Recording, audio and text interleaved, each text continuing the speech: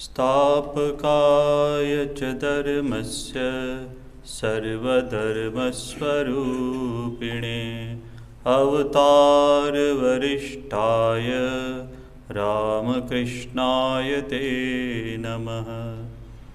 जननीं शारदां देवीं रामकृष्णं जगद्गुरुं पादपद्मे तयो श्रित्वा प्रणमामि मुहुर्मुहुः। नमस्ते यतिराजाय विवेकानन्दसूरये सच्चित्सुखस्वरूपाय स्वामिने तापहारिणे।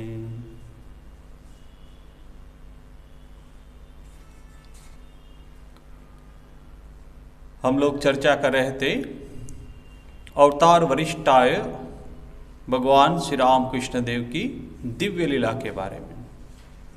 तो आज हम रागात्मिका या रागानुगा भक्ति के पूर्ण प्रभाव को केवल अवतार पुरुषों के शरीर मन ही धारण करने में समर्थ है, इस विषय पे चर्चा करेंगे। और भी बहुत सारे विषय हैं, तो इसी विषय से शुरुआत करते हैं।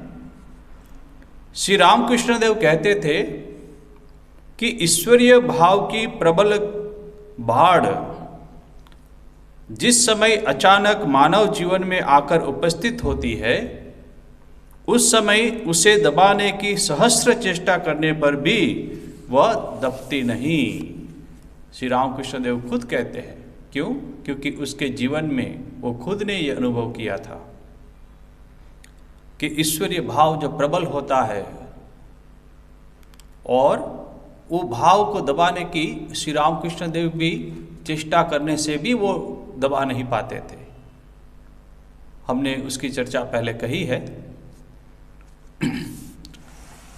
सादर मानव की जड़ दे उसके प्रबल वेग को धारण करने में असमर्थ होकर एकदम चकनाचूर हो जाती है।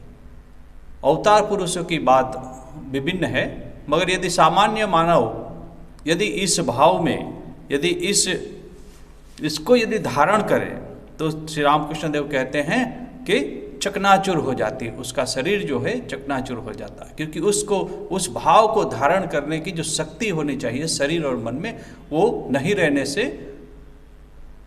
बहुत दिक्कत होती है। फिर क्या कहते हैं, इस प्रकार से अनेक साधकों का देहांत भी हो चुका है।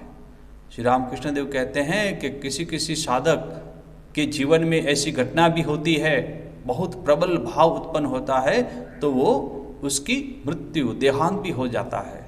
क्योंकि ऐसे प्रचंड भाव को धारण करने की उसमें क्षमता नहीं रहती है जिसके शरीर में, तब ऐसी दुर्घटना भी होती है।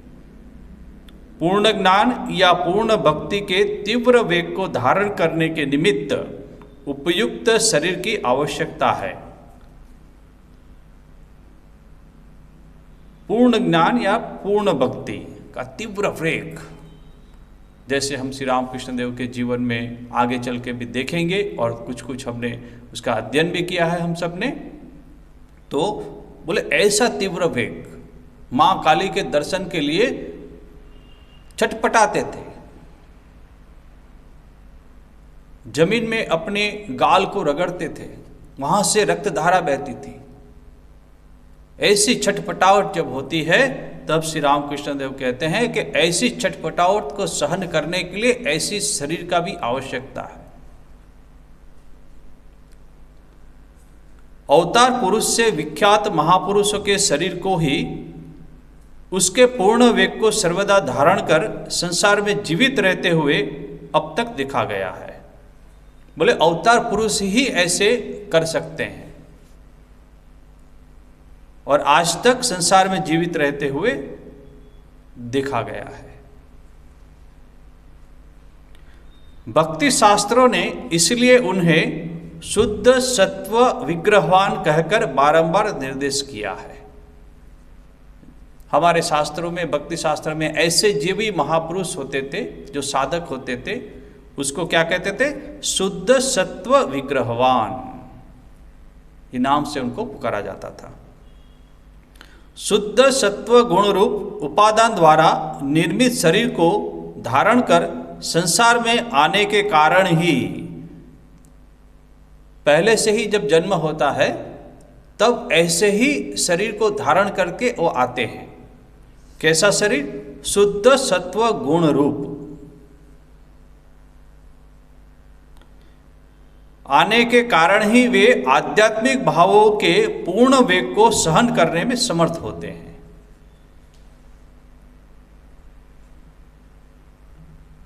जैसे जैसे साधक अपनी साधना में अग्रसर होते हैं तो उनके मन में उठने वाले विचार और उसके शरीर में जो परिवर्तन आते हैं उसको धारण करने की शक्ति किसमें होती है? शुद्ध सत्व गुण रूप ऐसे ही जो अवतार पुरुष या ऐसे ही साधक आते हैं उसमें ही होता है और समर्थ होते हैं। इस प्रकार का शरीर धारण करने पर भी बहुधा उनके प्रबल वेग से उन्हें तथा विशेषकर भक्ति मार्ग अवलंबी अवतार पुरुषों को विह्वल होते देखा जाता है। ठीक है, उनमें शक्ति भी है, सब कुछ है, फिर भी बोले प्रबल वेग से, बहुधा ऐसा देखा जाता है, बोले प्रबल वेग से अवतार पुरुषों को विह्वल होते देखा है। इतनी शक्ति होने के बावजूद भी वो विह्वल होते हैं। भाव भक्ति के प्राबल्य से, अब देखिए इसका उदाहरण दे रहे हैं, जब भक्ति का जो भाव बढ़ जाता है, प्राबल्य बढ़ जाता है तो क्या होता है? किसके जीवन के अंदर ऐसा होता है और कैसे हुआ है किसके जीवन में? तो कहते हैं भाव भक्ति के प्राबल्य से ईशा तथा चैतन्य देव के शरीर की अंग ग्रंथियां शिथिल होना। अब जब भाव हो जाता था चैतन्य महाप्रभु और भगवान ईशा का, तब शरीर की अंग ग्रंथियों का शिथिल हो जाना, ग्रंथियां शिथिल हो जाती थी।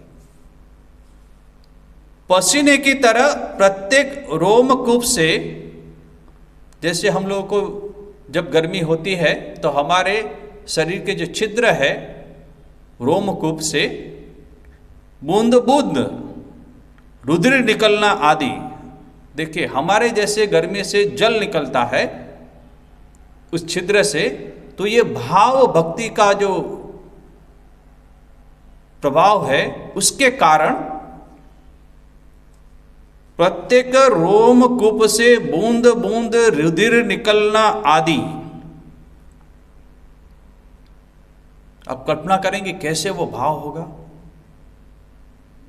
गर्मी में जैसे पसीना निकलता है वैसे बोले रक्त निकलता है, रुधिर निकलता है, खून निकलता है आदि शास्त्र वर्णित विवरणों के द्वारा इस बात का समर्थन होता है। बोले शास्त्रों में ऐसे लिखा है कि इस अवतार पुरुष के अंदर ऐसे भाव के कारण ऐसा हुआ है।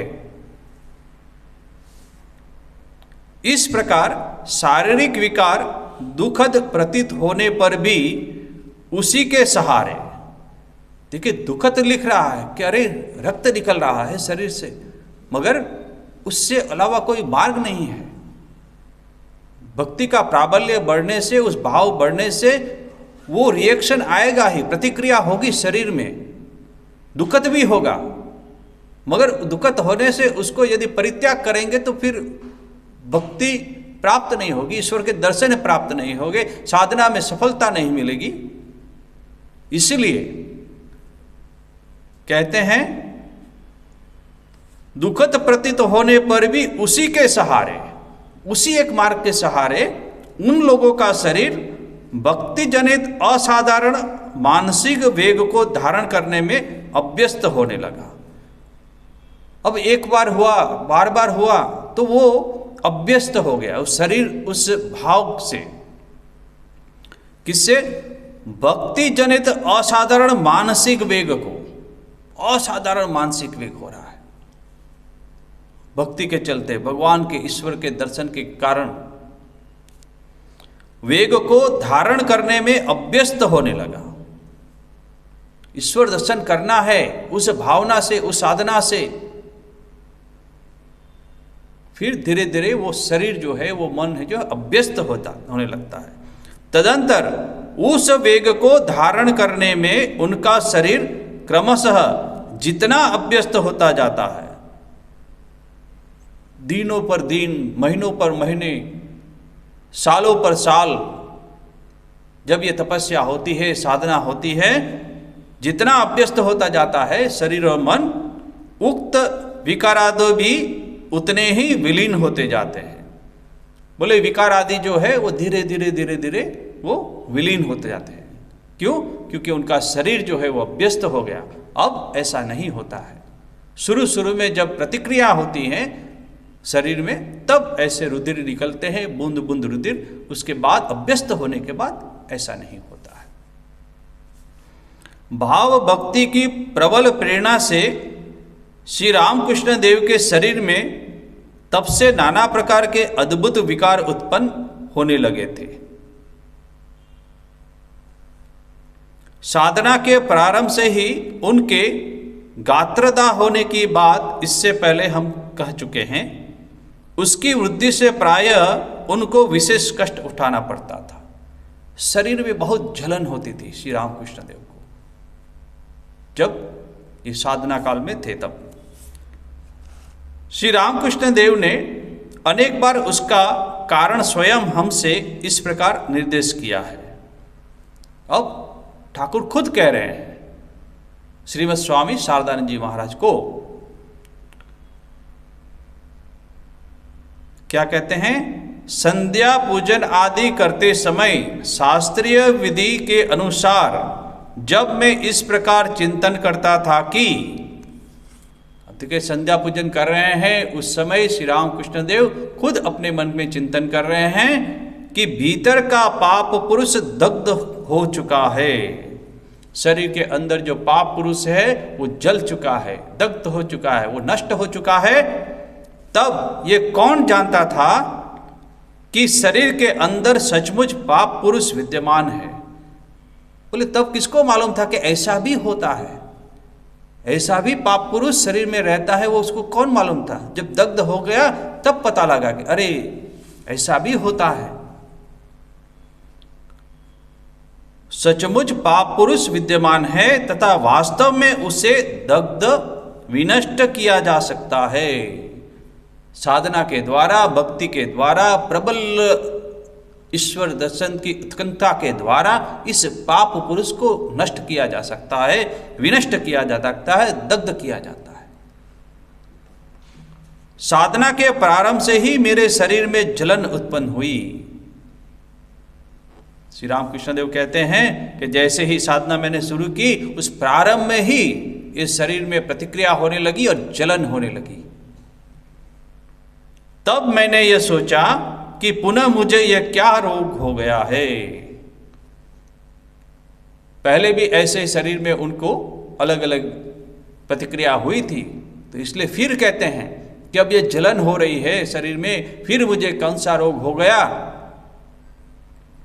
क्रमशः उसके बहुत अधिक बढ़ जाने से वह असहनीय हो उठी।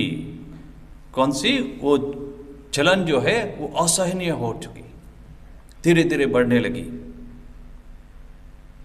अनेक प्रकार के आयुर्वेदीय तेलों का प्रयोग किया गया उस जलन को समन करने के लिए। बहुत सारे तेल का प्रयोग किया गया श्री रामकृष्ण देव के दिव्य शरीर के ऊपर, किंतु उससे कुछ भी लाभ नहीं हुआ। क्योंकि लाभ इसलिए नहीं हुआ क्योंकि वे तो साधना के, ईश्वर के दर्शन की व्याकुलता है, उसके कारण ये विकार उत्पन्न हुआ है, ये जो जलन हुई है। एक सामान्य व्यक्ति की जलन नहीं थी, और उसका उपाय भी कोई तेल नहीं, कोई दूसरा ही उपाय है। तदंतर एक दिन मैं पंचवटी में बैठा हुआ था। उस समय एकाएक मैंने देखा, हमने पहले भी देखा है कि श्री रामकृष्ण देव पंचवटी में जाते थे, वहाँ घोर जंगल था, वहाँ वो साधना करते थे। उस समय फिर श्री रामकृष्ण देव एक बार वहीं बैठे थे और कहते हैं मैंने उस समय देखा कि एक घोर श्याम वर्ण, देखिए श्याम वर्ण, भीषण आकृति पुरुष मानो शराब पीकर, देखिए कैसे उसका वर्णन है। मैंने देखा कि एक घोर श्याम वर्ण, घोर मीन्स के अति श्याम वर्ण, काले से करीब करीब, ऐसा घोर श्याम वर्ण, भीषण आकृति, भयंकर आकृति, पुरुष मानो शराब पीकर, जैसे मनुष्य मदिरापान करते हैं तब कैसे डोलते हैं इधर उधर, ठीक उसी तरह शराब पीकर हिलते डुलते हुए अपने शरीर को दिखाकर, श्री रामकृष्ण देव अपने शरीर को दिखा रहे हैं और कह रहे हैं कि इसके भीतर से निकलकर, कैसा पुरुष, घोर श्याम वर्ण, भीषण आकृति, और माने के शराब पिए हुए किसी व्यक्ति के तरह हिलता डिलता हुआ अपने शरीर को भीतर से निकलकर मेरे सन्मुख टहलने लगा। ऐसा एक व्यक्ति भीतर से निकल के वो श्री रामकृष्ण देव के सामने टहलने लगा, चलने लगा और डोलने लगा इधर उधर। दूसरे ही क्षण मैं क्या देखता हूं, अब देखिए जैसे ही उनको ये अनुभूति हुई, दर्शन हुए इस पाप पुरुष के, दूसरे ही क्षण मैं क्या देखता हूं कि और एक सौम्य मूर्ति पुरुष, देखिए ये घोर श्याम वर्ण और भयंकर, कैसे भीषण आकृति। अब दूसरा पुरुष कैसा है, बोले सौम्य मूर्ति, उसका मुख है बहुत सौम्य है। ऐसे पुरुष गेरुआ वस्त्र, उसने कैसा वस्त्र पहना है, बोले गेरुआ वस्त्र पहना है, तथा त्रिशूल धारण किए, सौम्य मूर्ति है, गेरुआ वस्त्र पहना है और हाथ में त्रिशूल धारण किए हुए हैं। त्रिशूल धारण किए हुए उसी प्रकार, माने अपने शरीर को दिखा के उसी प्रकार शरीर के भीतर से निकला। पहले वो निकला, उसके बाद ये दूसरा पुरुष निकला, तथा उसने उस भीषण आकृति पुरुष पर, जो पहले जो पुरुष निकला था भीषण आकृति, उसके ऊपर क्या किया, भीषण आकृति पुरुष पर बलपूर्वक, ऐसा नहीं प्रेम से, बोले बलपूर्वक आक्रमण कर उसे मार डाला। किसने मारा, सौम्य आकृति जो थे, सौम्य मूर्ति जो पुरुष था, उसने उस भीषण आकृति वाले जो पुरुष थे, भीषण मूर्ति वाले, उसको मार डाला। ये श्री रामकृष्ण देव को अनुभव हुआ। कहां, पंचवटी में। उस दिन से मेरा गात्र दाह भी घट गया। जो जलन हो रही थी श्री रामकृष्ण देव के शरीर में, वो बोले गात्र दाह भी मेरा ठीक हो गया। क्यों, वो जो पाप पुरुष था, वो सौम्य मूर्ति जो पुरुष थे, उसने उसको मार डाला। इस घटना से पूर्व 6 महीने तक, देखिए अवधि कितनी लंबी है, 6 महीने तक गात्रदाह से मुझे बहुत ही कष्ट भोगना पड़ा था। 6 महीना वो कम समय नहीं है। 6 महीने तक भगवान श्री रामकृष्ण देव के शरीर में गात्रदाह हुआ था, जलन हुई थी, और 6 महीने के बाद ये घटना हुई, तब उनके शरीर को शांति मिली थी।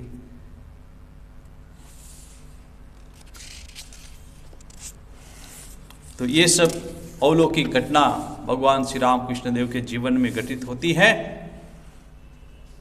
अब हम देखते हैं उक्त भक्ति के प्रभाव से श्री रामकृष्ण देव के शारीरिक विकार तथा तज्जनित कष्ट। अब शारीरिक विकार भी उत्पन्न हुए और उसके द्वारा कष्ट भी हो रहा है उनको, मगर पहले हमको कह चुके हैं कि उसी मार्ग के द्वारा, उसी का सहारा लेकर आगे बढ़ना है, और तभी वो भीषण आकृति पुरुष को मार डाला। तथा गात्रदाह, शरीर में जलन। प्रथम दाह पाप पुरुष के दग्ध होते समय, द्वितीय प्रथम दर्शन लाभ के उपरांत ईश्वर विरह में, और तृतीय मधुर भाव के साधन के समय। इतना 3 बार श्री रामकृष्ण देव को ऐसा कष्ट हुआ था। अब देखते हैं, हमने श्री रामकृष्ण देव से सुना है कि, देखिए श्रीमद स्वामी शारदानंद जी महाराज हमेशा लिखते हैं कि हमने स्वयं श्री रामकृष्ण देव से सुना है कि इसलिए ये सब घटना की जो प्रामाणिकता है वो 100% जो है वो सही है। कोई मन कल्पित एक घटना नहीं है।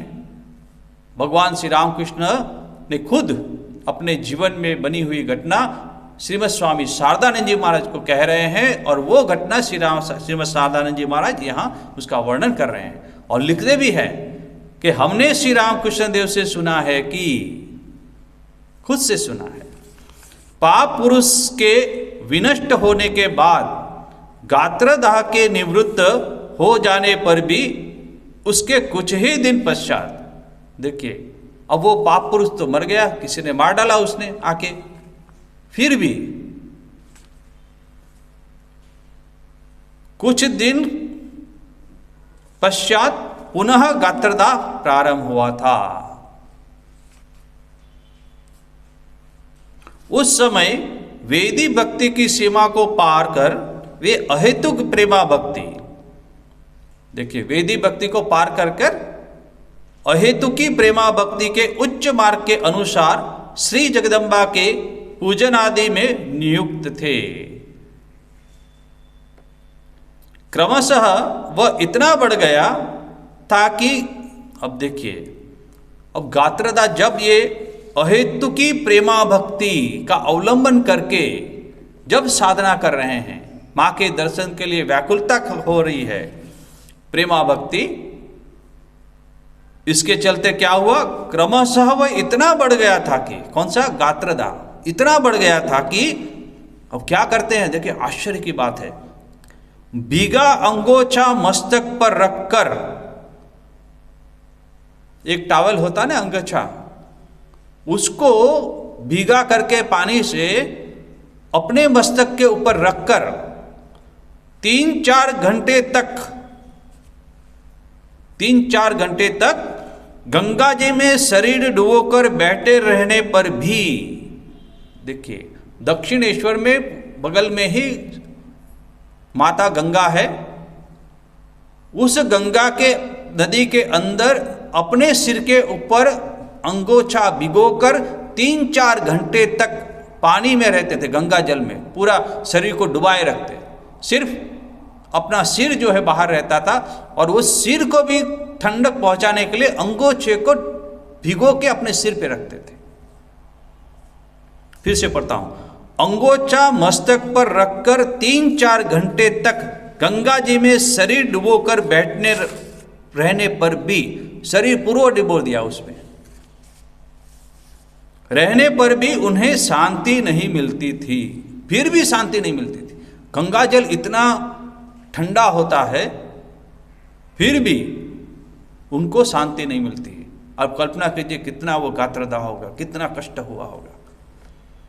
बाद में ब्राह्मणी ने आके, भैरवी ब्राह्मणी ने आके, बाद में ब्राह्मणी ने आकर कहा कि श्री भगवान के पूर्ण दर्शन के निमित्त उत्कंठा, देखिए भैरवी ब्राह्मणी ने जैसे ही ये देखा तो उन्होंने अलग से निर्णय लिया। उन्होंने क्या कहा कि श्री भगवान के पूर्ण दर्शन के निमित्त उत्कंठा तथा विरह वेदना के कारण ही, बोले ये कोई शारीरिक विकार नहीं है, एक सामान्य मनुष्य को जो विकार होते हैं ऐसा नहीं है गात्रदाह, मगर ये अलौकिक है, ये भक्ति शास्त्रों में जो वर्णित है ऐसा ये है। तो कैसा है, बोले पूर्ण दर्शन के निमित्त उत्कंठा तथा विरह वेदना के कारण ही, भगवान के दर्शन, भगवान का जो विरह है, मैं अभी तक उसके दर्शन नहीं कर पाया या करता हूं तो फिर दोबारा क्यों नहीं हो रहा है, वो विरह, एक बार दर्शन किए मगर भगवान फिर कहाँ चले गए, फिर दर्शन क्यों नहीं हो रहे, ये जो विरह की वेदना जो है उसके कारण ही इस प्रकार का गात्रदाह हो रहा है। तथा किसी सहज उपाय द्वारा उन्हें गात्रदाह को दूर कर दिया। अब भैरवी ब्राह्मणी ने देखा कि ये कोई सामान्य गात्रदाह नहीं है मगर विरह वेदना के चलते। अब देखते हैं कि उन्होंने क्या उपाय किया। गात्रदाह दूर करने का क्या उपाय किया।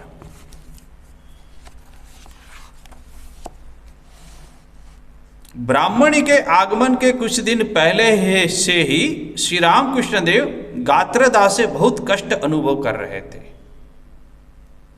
उस दाह को दूर करने के लिए बहुत सी चेष्टाएं की गई। पहले हम कहें कि बहुत सारे तेल जो है वो भी लगाए गए, बहुत सारी चेष्टाएं की गई, किंतु कोई लाभ नहीं हुआ। क्योंकि लाभ होगा नहीं, क्योंकि ये सामान्य कोई गात्रदाह नहीं है जिसे कोई वैद्य उसको दूर कर सके। ये तो विरह वेदना है, भगवान की दर्शन की तो उत्कंठा है, उसकी चरम सीमा है, इसलिए शरीर में विकार आदि उत्पन्न हुए हैं। श्री रामकृष्ण देव के श्रीमुख से हमने सुना है कि, देखिए फिर श्रीमद स्वामी शारदानंद जी महाराज कह रहे हैं, हर बार ऐसे ही श्री रामकृष्ण देव के श्रीमुख से हमने सुना है कि सूर्योदय के बाद ज्यों ज्यों दिन चढ़ता, अब जैसे ही सूर्योदय हो गया तब जैसे ही धीरे धीरे सूर्य ऊपर आता है तो सामान्य है कि सूर्य का जो ताप है, उसकी जो गर्मी है वो बढ़ती है। तो ज्यों ज्यों दिन बढ़ता त्यों तो वह दाह बढ़ने लगती, जो शरीर की जो ज्वाला है, पीड़ा है, वो बढ़ने लगती। दोपहर को वह इतनी असहनीय हो उठती, जैसे ही 12 बजे 1 बजे दोपहर हुई तो बोले इतनी असहनीय हो उठती थी कि गंगा जी में अपना शरीर डुबोकर, दोपहर को गंगा जी में अपना शरीर, श्री रामकृष्ण देव खुद कह रहे हैं, गंगा जी में अपना शरीर डुबोकर माथे पर एक भीगा हुआ अंगोछा रख, तो पहले हमने जो वर्णन किया वो माथे पे भीगा हुआ अंगोछा रख, कितने 2-3 घंटे तक, आप कल्पना कीजिए 2-3 घंटे तक जल में बैठने रहना पड़ता था, नहीं तो असह्य था। जल में ही बैठे रहते थे, अपना पूरा शरीर गंगा जी में रखकर।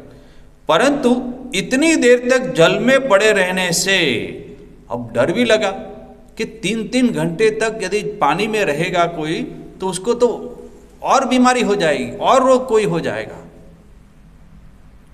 पड़े रहने से कहीं अधिक ठंड लगकर कोई और रोग न हो जाए। अब श्री रामकृष्ण देव भी सोचते हैं कि अरे इतना हम बैठेंगे तो और कोई रोग हो जाएगा, तो और एक मुश्किल खड़ी हो जाएगी।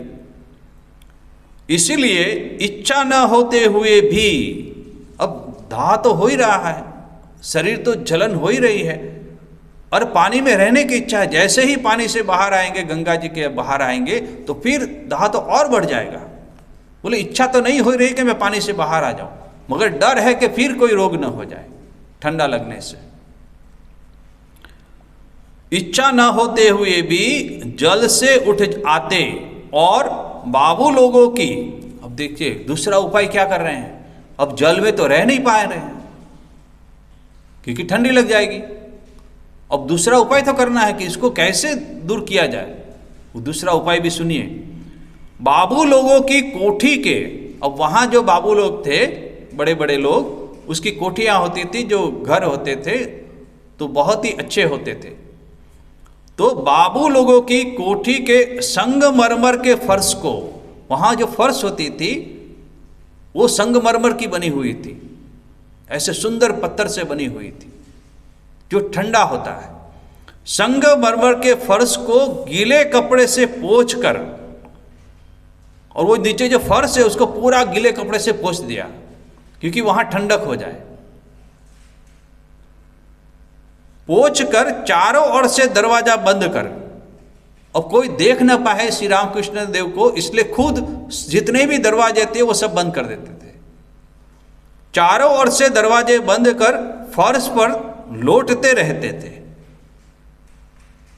माने छटपटाते थे वहां पे, कभी आगे कभी पीछे ऐसे करके। पानी में तो पूरा शरीर ही भीगा रहता था, अब ये फर्श के ऊपर कभी छाती के बल, कभी पीठ के बल, ऐसे करके वो लौटते रहते थे।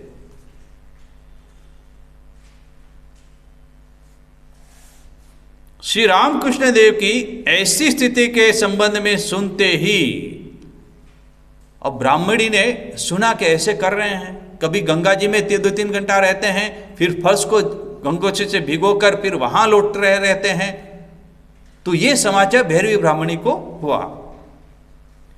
भैरवी ब्राह्मणी की धारणा कुछ और ही हुई।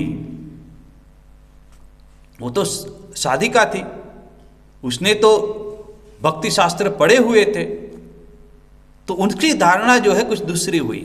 और बाकी जो सामान्य लोग कहते थे कि अरे ये तो जलन हो रही है, किसी वैद्य को बुलाओ, तेल की मालिश करो, फलाना ढिकना उपाय करो, बहुत सारे उपाय की। मगर भैरवी ब्राह्मणी ने शास्त्र पढ़े थे, भक्ति शास्त्र, तो उसकी जो धारणा है वो दूसरी हुई। तो वो क्या कहने लगी?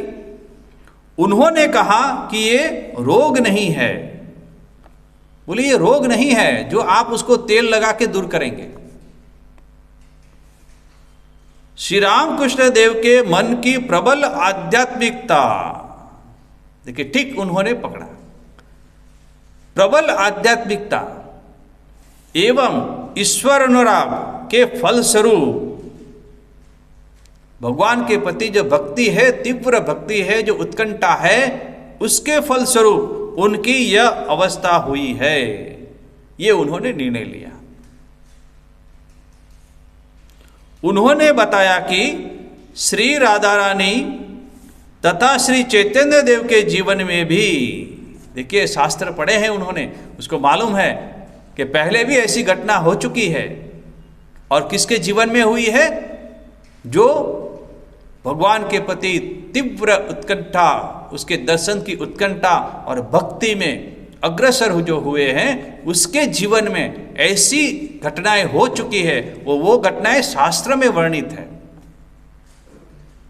वो किसके अंदर? बोले श्री राधा रानी तथा श्री चैतन्य देव के जीवन में भी ईश्वर दर्शन की प्रचंड व्याकुलता से, जैसे ईश्वर दर्शन की प्रचंड व्याकुलता से शरीर में इस प्रकार के विकार लक्षण बहुधा उपस्थित हुआ करते थे। बोले बार बार बहुधा ऐसे ही श्री राधा रानी के जीवन में और चैतन्य महाप्रभु के जीवन में ऐसी अनेकों घटना है। तो ये कोई सामान्य रोग नहीं है, ये प्रबल आध्यात्मिकता और ईश्वर अनुराग से कारण हुई है। ये किसने कहा? भैरवी ब्राह्मणी ने। इस रोग की दवा भी अपूर्व है। अब देखिए उन्होंने उपाय भी बता दिया है कि ये दवा जो है इसकी, वो भी एक अलग है, विलक्षण है, अपूर्व दवा है। ऐसी स्थिति में अब क्या करना चाहिए? ऐसी स्थिति में बोले शास्त्रों में वर्णित है उसका उपाय, और ऐसा पहले हो चुका है। ठीक वैसा ही अभी श्री रामकृष्ण देव के साथ होना चाहिए। तो कहते हैं दवा भी अपूर्व है। ऐसी स्थिति में क्या उपाय है? सुगंधित पुष्पों का माल्य धारण। बोले श्री रामकृष्ण देव को माला पहनाइए। कैसी माला? बोले सुगंधित ऐसी पुष्प की माला पहनाना है। सुगंधित पुष्पों का माल्य धारण तथा सर्वांग पर पूरे शरीर में, पहले माला पहनाइए सुगंधित पुष्प की, और पूरे शरीर में क्या लगाना है? सर्वांग पर सुवासित चंदन का लेपन किया जाता है। बोले चंदन जो है उसको घिस के पूरे शरीर में श्री रामकृष्ण देव के शरीर पे लगाइए और माला पहनाइए। इससे ये जो गात्रदाह है, जो पीड़ा है, वो दूर हो जाएगी। तो ये तो अलौकिक उपाय बता दिया। ये उपाय किसी को मालूम नहीं, सिर्फ भैरवी ब्राह्मणी को मालूम था। यह कहना अनावश्यक है कि ब्राह्मणी की इस बात पर विश्वास स्थापन करना तो दूर रहा। बोले ये तो सामान्य उपाय है, और ऐसा कभी हुआ है? हमने तो कभी सुना नहीं। कोई विश्वास नहीं कर रहा है, और विश्वास करना तो दूर ही रहा। कहते हैं मथुर बाबू आदि सभी लोग अपनी हंसी तक रोक न सके। अब जब ये उपाय बताया तो सब लोग हंसने लगे, यहां तक कि मथुर बाबू भी अपनी हंसी रोक न पाए। करे इतने दिन से कष्ट भोग रहे हैं, 2-3 घंटा पानी में बह रहे हैं, अंगोछा सिर पे लगाया हुआ है, फर्श को भीले कपड़े से पोंछ के वहाँ लौट रहे हैं, कितनी ही दवाई तेल वैद्य सब बुलाए, कोई उपाय नहीं सर। और आप एक सामान्य बोले कि सुगंधित माला पहना या चंदन लगाने से हो जाएगा। नहीं नहीं, हम लोग विश्वास नहीं करते, ये आपकी बातें फिजूल की बातें, और हंस रहे हैं भैरवी ब्राह्मणी के उपाय के ऊपर। उन लोगों ने सोचा था कि कितने ही प्रकार की औषधि का सेवन तथा मध्यम नारायण, विष्णु तेल आदि की मालिश से जिसका कुछ भी उपशम नहीं हुआ।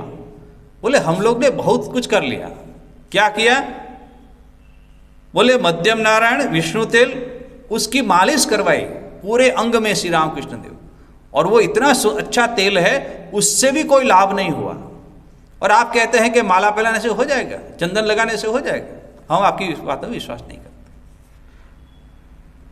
बोले ऐसा करने से भी कोई उपशम नहीं हुआ, कुछ फायदा नहीं हुआ। उसके संबंध में कहा जा रहा है कि यह कोई रोग ही नहीं है। बोले इतना करने के बाद भी जो रोग नहीं दूर हुआ, अब आप ऐसा कह रहे हैं कि तो कोई रोग ही नहीं है, तो हम हंसे नहीं तो क्या करें? आपकी बातों पे विश्वास कैसे करें? तो सब लोग हंस रहे हैं।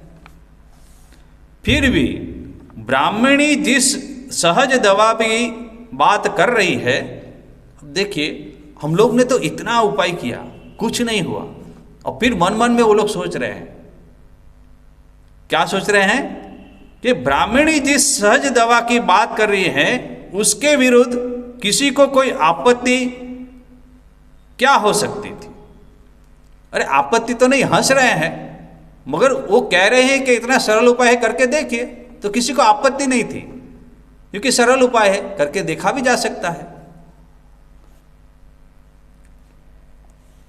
क्योंकि 2-1 दिन उसका प्रयोग करने पर यदि कोई लाभ न हुआ, अब कहते हैं कि श्री राम कृष्ण देव के शरीर में माल्यार्पण करवा दीजिए सुगंधित, और चंदन का लेप भी लगवा दीजिए, और 2-3 दिन लगाए, यदि कुछ नहीं हुआ तो क्या होगा? लाभ न हुआ तो रोगी स्वयं ही उसे त्याग देता है।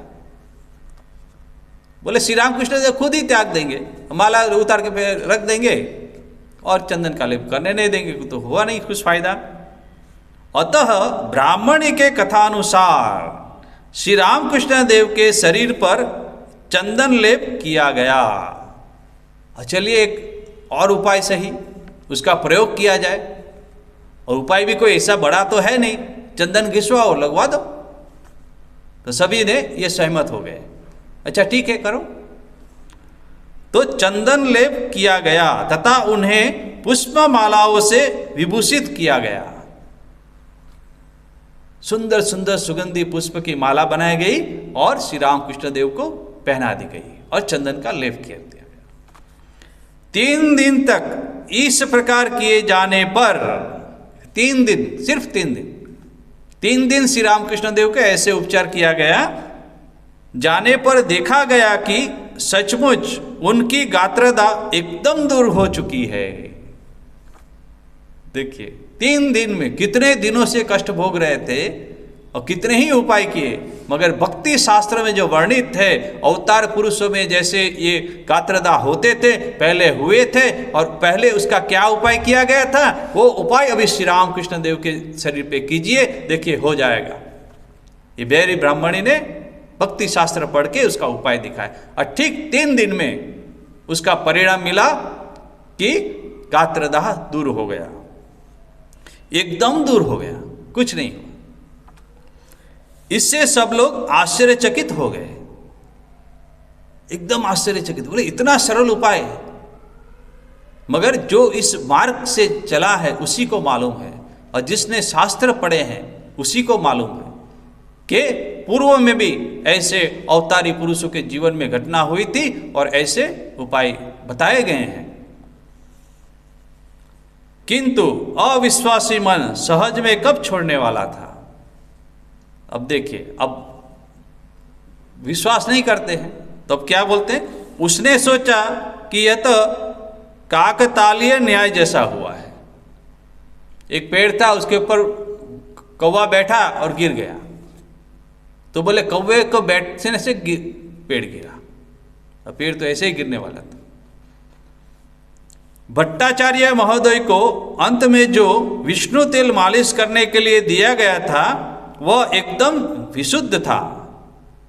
बोले वो तेल भी जो था बहुत विशुद्ध था, एकदम प्योर था। वेदराज जी के कथन से ही यह प्रतीत होने लगा था उस तेल से लाभ हो ही रहा है। देखिए अब ये लोगों को मन जो शंकाशील मन है वो क्या कह रहे हैं, उस तेल से लाभ हो ही रहा है तथा उसके और 2-1 दिन के प्रयोग से ही गात्रदाह दूर हो जाती। ठीक उसी समय भैरवी ने चंदन लेप करने को भी कहा। अब तेल लगाया, उसके परिणाम स्वरूप कहते हैं इसलिए ये दूर हुआ, और जब दूर होने की घड़ी आई गात्रदाह, तभी उस समय भैरवी ब्राह्मणी ने कहा कि चंदन लेप लगाइए। तो करने को भी कहा, इसलिए ऐसा हुआ। अब लोग ऐसे सोच रहे हैं कि दवाई तो पहले की असर हो रही थी, अभी वो असर होने ही वाला था, उस समय चंदन लेप की बात कह दी। चाहे ब्राह्मणी कुछ भी क्यों न कहे और कोई भी व्यवस्था क्यों न करे, किंतु उस तेल की मालिश होनी ही चाहिए। अब ये संदेहशील जो मन है, अविश्वासी मन ऐसे सोचता है, ऐसे श्रीमद स्वामी साधानंद जी महाराज कह रहे हैं। फिर आगे बढ़ते हैं। तदंतर मधुर भाव के साधन के समय पुनः, देखिए अब मधुर भाव की साधना कर रहे हैं, तब फिर ऐसा हुआ था, पुनः श्री रामकृष्ण देव के शरीर में गात्रदाह होने लगा था। हृदय कहता था, अब देखिए अब हृदय की वाणी सुनिए। हृत्पिंड के अंदर मिट्टी के एक बड़े शकोरों में अग्नि रखने पर जैसा उत्पाद तथा जिस प्रकार यातना होती है, बोले इतनी यातना होती है, उस समय श्री रामकृष्ण देव को ठीक वैसा ही अनुभव होता था। बहुत जलन होती थी शरीर में, उससे वे व्याकुल हो जाते थे। बीच बीच में गात्रदाह फिर से होने के कारण उन्हें बहुत दिन तक कष्ट उठाना पड़ता था। तदंतर साधन काल के कुछ वर्ष व्यतीत होने पर बारासात निवासी मुक्त्यार श्री कान्हाईलाल घोषाल के साथ उनका परिचय हुआ था।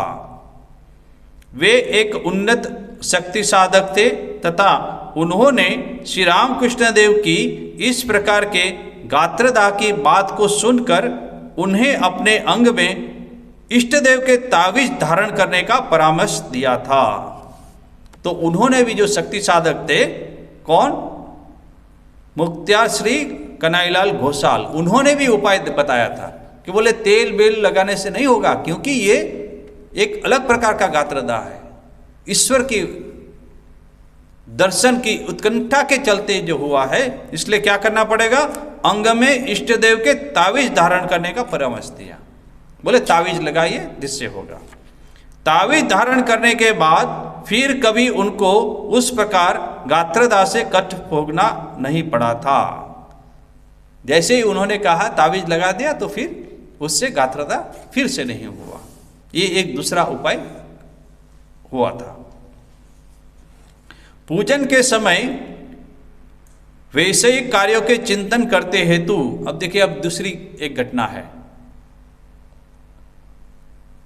रानी रासमणी को श्री रामकृष्ण देव का दंड देना। अब इस घटना के बारे में चर्चा करते हैं। श्री रामकृष्ण देव के उस प्रकार अद्भुत पूजन को देखने के पश्चात जान बाजार में वापस आकर मथुर मोहन ने रानी रासमणी से सारा वृत्तांत कह दिया। जैसे हमने पहले चर्चा की थी, श्री रामकृष्ण देव जिस प्रकार से माँ काली की जो पूजा करते थे, जब भोग लगाते थे तो माँ को खिलाते थे, तो कहते थे कि अच्छा मैं पहले खाऊं, तो वो खुद खा लेते थे, फिर माँ को भोग लगाते थे। कभी देखते हैं कि पूजा खत्म ही नहीं हुई, उससे पहले भोग लगा दिया। कि माँ खाने को आ गई, तो कहते थे कि रुक रुक रुक, अभी तो पूजा ही खत्म नहीं है, बाद में खाना। मगर कभी कभी देखते आसन पे चढ़ गए, वहाँ माँ काली के हाथ पकड़ के नाच रहे हैं, कभी वार्तालाप कर रहे हैं, कभी माँ काली के शयन कक्ष में जाके उनके जो पलंग था, चांदी के पलंग, उसके ऊपर श्री रामकृष्ण देव सो गए। ओ माँ, तुम मुझे सोने को कह रही है, अच्छा मैं सो जाता हूँ। कुछ समय के लिए सो गए। तो ऐसी सब चर्चा थी। अपने जब अर्घ तैयार कर रहे थे तो अपने मस्तक के ऊपर, अपने वक्षस्थल के ऊपर, यहाँ तक कि अपने चरणों को स्पर्श करके वो अर्घ जो है माँ काली को अर्पण कर रहे हैं। तो ऐसी सब घटनाएं मथुर बाबू ने सुनी थी, देखी थी। अब ये सब घटनाएं जो उन्होंने रानी रासमणी को कहा कि ऐसे ऐसे पूजा हो रही है, सब वृत्तांत उसको कह दिया। उसे सुनकर भक्तिमती रानी अत्यंत प्रसन्न हुई। अब उनके मन में इतनी प्रसन्नता हुई कि ऐसे सुंदर तरीके से पूजा हो रही है, माँ भवतारिणी एकदम जागृत हो जाएगी, प्रकाशित हो जाएगा ये मंदिर जो है। भट्टाचार्य महोदय के मुख निसृत भक्तिपूर्ण संगीत को सुनकर इसके पूर्व ही वे उनके प्रति अत्यंत स्नेहपरायणा थी। पहले से ही जब पूजा देखने के लिए आते थे, तब जब श्री रामकृष्ण देव माँ काली के सामने भजन करते थे और वो रानी रासमणी सुने थे एक बार, और वो भजन सुन के ही रानी रासमणी एकदम श्री रामकृष्ण देव को भक्ति करने लगे थे। एवं श्री गोविंद जी की मूर्ति भग्न होने के समय उनका भावावेश तथा भक्ति पुनीत बुद्धि का परिचय पाकर वे विस्मित हुई थी। तो इसकी घटना, ये जो घटना हुई थी, इसकी भी चर्चा हम लोग ने पहले कही थी कि पुजारी जब श्री गोविंद जी की मूर्ति को पूजन के बाद जब वो शयन के लिए ले जा रहे थे, तब उसका पैर फिसल गया था पुजारी का, और वो जो मूर्ति थी वो भग्न हो चुकी थी। और वो भग्न मूर्ति को फिर से पूजा होगी कि नहीं होगी, उसकी पंडितों के समक्ष चर्चा हुई थी। पंडित भी कोई निर्णय नहीं ले पाए थे और कहते कि इस मूर्ति की जगह एक नई मूर्ति की स्थापना की जाए। तो ऐसे निर्णय ले लिया गया, मूर्ति बनाने के लिए भी दे दी गई। तब मथुर बाबू कहते हैं कि इसमें तो हमने हमारे श्री रामकृष्ण देव की सलाह ली ही नहीं, उनसे इस बात की तो थोड़े विदित करके वो क्या कहते हैं वो देखना पड़ेगा। और जैसे ही श्री रामकृष्ण देव के पास वो लोग गए, उन्होंने कहा कि ऐसी ऐसी घटना हुई, तो श्री रामकृष्ण देव ने कहा, अरे बोले रानी रासमणी के जमाई के यहाँ यदि कुछ हो जाए, पैर कुछ टूट जाए, हाथ टूट जाए, क्या नया जमाई ले आएंगे? ना उसी जमाई की मरम्मत करवाएंगे? तो एकदम बोले इसी मूर्ति जो है, उसी मूर्ति को जो जहाँ भग्न हुआ है, उस भाग को फिर से सुधार दिया जाए और इसी मूर्ति की फिर स्थापना की जाए, इसी मूर्ति की पूजन की जाए। एकदम सरल उपाय श्री रामकृष्ण देव ने बता दिया था उस समय। तो ये घटना के समय भी रानी रासमणी एकदम विस्मित हो चुकी थी कि ऐसा सरल उपाय बता दिया श्री रामकृष्ण देव ने, जो बड़े बड़े पंडित भी उसका शास्त्रों के अंदर अध्ययन करते भी जो निर्णय नहीं ले पाए, श्री रामकृष्ण देव ने सरल भक्ति के द्वारा उन्होंने ये निर्णय बता दिया था। तो उस समय भी रानी रासमणी बहुत ही विस्मित हुई थी और भक्ति पुनीत बुद्धि श्री रामकृष्ण देव की से परिचित हुई थी। तो अतः वे सहज ही समझ गई कि उनके सदस्य पवित्र हृदय व्यक्ति के लिए श्री जगदम्बा की कृपा प्राप्त करना असंभव नहीं है। अब समय हो चुका है, अभी ये जो घटना है उसकी चर्चा हम अगले क्लास में करेंगे कि कैसे रानी रासमणी वहाँ मंदिर में आए, क्या हो रहा था, श्री रामकृष्ण देव ने कैसे उनको शिक्षा दी, उसकी चर्चा बहुत ही इम्पोर्टेंट घटना है श्री रामकृष्ण देव और खुद रानी रासमणी के जीवन में। इसकी चर्चा हम लोग अभी अगले क्लास में करेंगे। तब तक के लिए वाणी को विराम देते हैं और ये भगवान श्री रामकृष्ण देव की दिव्य लीला का चिंतन करके हम भगवान श्री रामकृष्ण देव से प्रार्थना करते हैं कि सभी भक्तों को नवदा का मन जो है उनके श्री चरणों में लगे, भक्ति प्राप्त करे, शरणागति की भावना उत्पन्न हो और ये जो संसार सागर है उससे पार करने के लिए भगवान श्री राम कृष्ण देव के चरणों में हम लोग प्रार्थना करते हैं कि ठाकुर के चरणों में श्री राम कृष्ण देव के भक्ति प्राप्त करते हम लोग ये भव संसार जो है उसको पार करें। ऐसे श्री राम कृष्ण देव के प्रार्थना के साथ हम लोग ये पाठ को यहाँ विराम देते हैं। ओम शांति शांति शांति। हरि ओम तत्सत्। श्री राम कृष्ण अर्पणमस्तु।